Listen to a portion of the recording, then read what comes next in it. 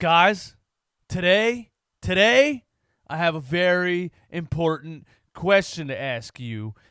I need your serious answers. I need your serious opinions right now.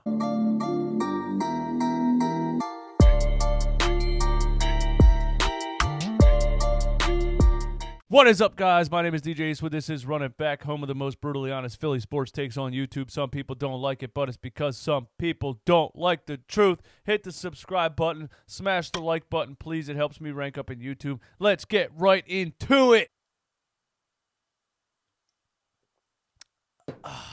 Today, I'm actually excited to talk to you because we're not talking about the Sixers, because the Sixers are so inconsistent and unexplainable, and it's just giving me a headache all season. So I'm excited to actually make a video talking about the Philadelphia Eagles. And in this video, I'm going to cover a couple of topics. They're probably on the screen already. I need to ask you a question because I saw on Twitter yesterday or the day before, and I don't know if it's an actual rumor or if somebody just asked the question, but I'm going to ask the question to see what you guys think. It's rumored that the Cleveland Browns are looking for a tight end, are looking for a solidified tight end, either in free agency or through the trade. And it was brought up. All right, here's the question. Would you trade Zach Ertz right now for the Cleveland Browns number 10 overall pick in the draft? Go. Hit the comments. Give me your answers. My answer is this. Yes. Yes, I would. I absolutely would. And I would do it right now. Now, don't let me sell Zach Ertz short, okay? I know you guys are... try your best to listen to my whole explanation before you absolutely attack me in the comments, because I just know how Philly sports fans are with their players. I don't want to say we overrate players, but we value them so much because we feel like we know them. We feel like they're part of a family. And so we're a little bit unrealistic when it comes to what we would or wouldn't do as far as a trade. Now, if you're a GM, you don't mix business and family. You don't treat it with emotion. You make moves based on the team as a business. That's what GMs do. Because a question came up earlier in the season, would you trade Zach Ertz straight up for DeAndre Hopkins? And people in this Eagles group on Facebook went bananas. Hell no. There's no way in the world we're getting rid of Zach Ertz. He's our guy. Why would you? Like, I don't even think Eagles fans watch other football games ever. I seriously don't. If these people wouldn't trade Zach Ertz straight up for DeAndre Hopkins, are you kidding me? One of the best young receivers in the entire league to pair alongside Carson Wentz for the next 10-plus seasons? You're crazy. But I digress. Would I trade Zach Ertz straight up for the number one pick? Yes, I would. And here's why. Here's why I would do that. First of all, there's 3 wide receivers in this draft that are going to be good in the NFL. They're going to be above average in the NFL. It's almost bust-proof, these 3 guys. CeeDee Lamb, Jerry Jeudy, and Henry Ruggs. There's talent. There's top-tier wide receiver talent in this NFL draft. Okay? Number 1, we have Dallas Goedert. All right? And yeah, it's valuable to have 2 good tight ends, but you can afford to give up a tight end to fill another need when you have someone like Dallas Goedert. I think a team having two maybe top 10 tight ends on the same team and a very, very lackluster receiving core on the outside, similar to the Philadelphia 76ers stuffing 2 centers on the floor and not having enough ball handlers or shooting guards. You got to balance things out at some point, right? The Eagles wide receiver core is absolutely putrid. It needs upgrading. Everybody knows it. And with us picking number 21, the fact that we could possibly get Henry Ruggs at 21 would help us out a lot. But if we could trade Ertz for that number 10 overall pick in the draft, we could take two of the best 3 receivers in the draft. I'm talking at number 10, you might be able to get CeeDee Lamb. You might be able to get Jerry Jeudy. They're projected to go 12 and 15, I believe, in the latest mock draft that I saw. So I personally am not against that. Now, I also want to talk about this. How good is Zach Ertz really? All right, because there's 2 points here. I believe Zach Ertz's numbers are slightly inflated the past 2 seasons, and that's because of the fact that Carson Wentz has relied on him damn near every down of every series for the past 2 entire seasons because of very below-average, lackluster wide receiver play. And that inflates his numbers. Let's call it what it is, man. If you're throwing to a wide receiver, if you're throwing to a tight end, what seems like every single time you drop back in the pocket, of course his numbers are going to be inflated. Now, I'm not saying Zach Ertz isn't a good tight end. He hardly ever drops a ball. He makes strong moves. It seems like he catches everything. He's very reliable. When it comes down to third down clutch, third or fourth down conversions, he's not going to drop the ball. He catches everything. I love Zach Ertz. But is Zach Ertz a top-tier tight end? Like, I'm talking about a Travis Kelce, a Kerry Kittle. I don't know. We were kind of making jokes last season about how Zach Ertz never makes a play after the catch. You know, have you ever seen Zach Ertz go over the middle, catch a ball, break 2 tackles, barrel down the sideline, stiff arm a defender out of bounds, break another tackle, dive into the end zone? Like, have you ever seen an insane athletic play like that from Zach Ertz? So what I'm saying is, top 10 tight end, sure. Top 2 or 3, absolutely not. And if the Browns want to overvalue him because Carson Wentz threw to him 178 times a season, then go ahead, Browns. Give me your number 10 pick. I'll take it.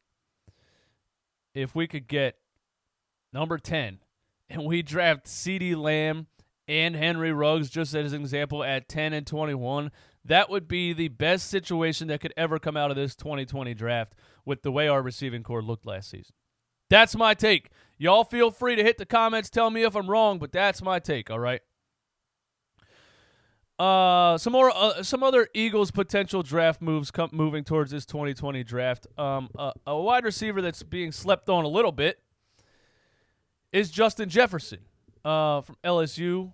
You know, championship game, all this stuff. One of Joe Burrow's number 1 targets. He shined at the combine. He ran a 4.32 at the combine. He's 6'1", ran a 4.32. This guy's being slept on a little bit. He could even fall to the 2nd round. Could you imagine getting one of the best college wide receivers who just won a national championship in the 2nd round? Let's talk about how clutch Justin Jefferson is, because that's a big thing with this Eagles receiving core is clutchness. And I don't know if clutchness is a word, but when it comes down to a big play, when it comes down to a huge 3rd down, 4th down conversion, or a game-winning catch in the back of the end zone, we have a group of guys that flop, that drop the ball figuratively and literally, that when the moment is the biggest, they fold.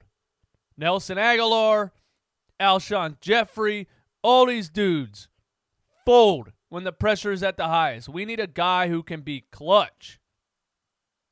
Justin Jefferson versus Georgia last year in the SEC championship game had 7 catches for 115 yards and a touchdown.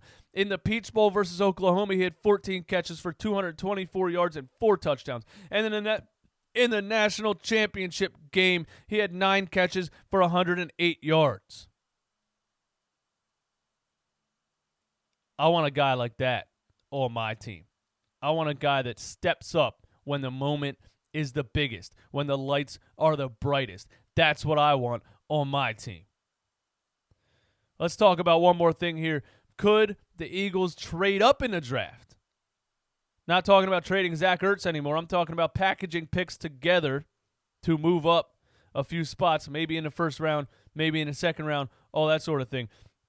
Howie Roseman's comments were this: in the past few drafts, we had some guys we would have traded up to take, but we didn't have the ammunition. That's something we can't rule out this year. So he just said it right there.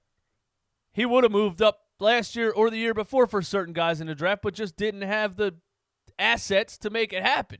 This year, the Eagles have 10 total picks in the 2020 draft. We've only made 8 picks in the past 2 years, I believe. So 10 picks in one draft is huge, and how we could package that together to move up, to maybe try to get the number 1 receiver in the draft, to maybe try to get CeeDee Lamb, to maybe try to get Jerry Jeudy. So it's going to be very interesting to see what Howie does in this draft if he takes some of those picks and packages them to move up. I'm not mad at any moves. The draft is a crapshoot. It is what it is. You might be wrong. They weren't wrong on Carson Wentz. And don't even tell me they were. And they gave up a lot to move up in that draft. So Howie has a little bit of knowledge when it comes to evaluating talent. Now, Nelson Aguilar is one that I always point out, but that was Chip Kelly. So that's the end of the Chip Kelly era. Nelson Aguilar is going to be gone, thank God. It's time for Howie Roseman to find a stud wide receiver in the draft. Last thing I want to talk about here is Malcolm Jenkins. Could Malcolm Jenkins hold out of training camp? And it's almost widely believed that Malcolm Jenkins will hold out. He stated in January that he's not going to return to the Eagles on the current contract that he has. The Eagles have a 2020 club option to pay Malcolm Jenkins $7.6 million, but he would then become an unrestricted free agent in 2021, and Malcolm Jenkins doesn't want that to happen. Now, we're kind of stuck behind a rock and a hard place here because the past 2 seasons, Malcolm Jenkins has been solid. Solid, all right?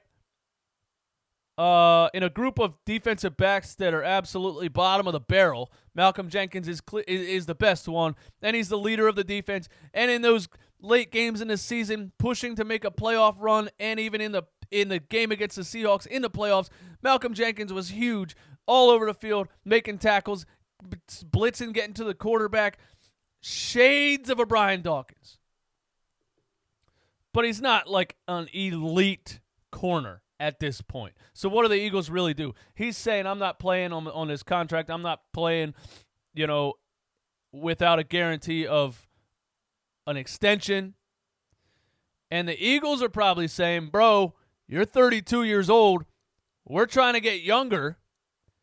You're not exactly a top 5 free safety in the league. Maybe top 10. Maybe. So what do? You guys let me know what you do with Malcolm Jenkins. Do they trade him? Do they use him as a piece in the draft? Or do they say, hey, buddy, you want to hold out? Go right ahead. We're not budging. And then we got this awkward thing going on for however long that's going to last until they eventually give the guy the extension that he wants. And what would the extension even be? A 2 to 3 year contract? Maybe at 32 years old? I'm not with it, man. I'm not. I'm ready to move on. I'm ready to get younger. I'm ready to get some of the guys that are out there, the Darius Slay. I'm ready to get some guys that are young and we can look forward to for the next 5 or 6 years, not a 32-year-old. So, if they trade him, if they let him hold out, if they buy out the last year of his contract, I mean, who knows what they're going to do. But, it's looking like Malcolm Jenkins might be a training camp holdout. So, you guys let me know what you think, man. That is all I have for you guys today. My name is DJ Eastwood. This is the Run It Back podcast, home of the most brutally honest Philly sports takes on YouTube. Some people don't like it, but it's because some people don't like the truth. Hit the subscribe button. Hit the like button. You guys have a beautiful Tuesday.